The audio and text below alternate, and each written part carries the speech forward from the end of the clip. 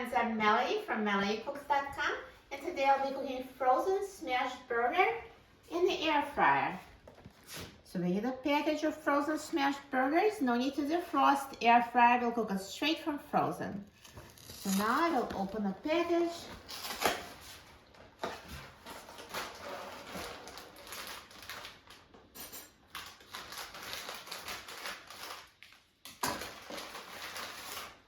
And let's add the smashed burger to the air fryer basket in a single layer.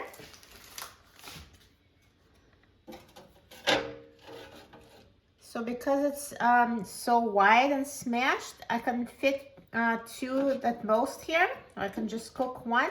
So let me just demonstrate this, and by cooking one, same cooking instructions for two, same time, same temperature. So now let me put the air fryer basket in the air fryer. And now I'm going to set the temperature to 400 degrees Fahrenheit.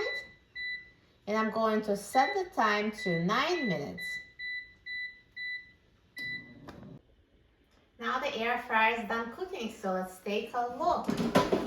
Look at this smashed burger. It looks amazing. So nicely browned and perfectly cooked. So let me take it out of the air fryer.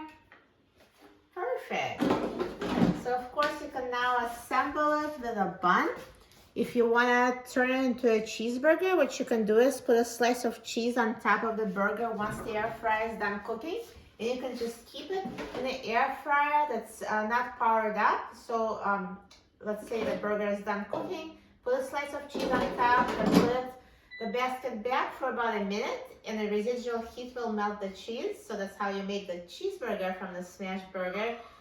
So, or you can have it on a burger bun, or just eat it as is for a low carb keto version. So that's how I'll try it. So let me cut it to show you that it's perfectly cooked inside.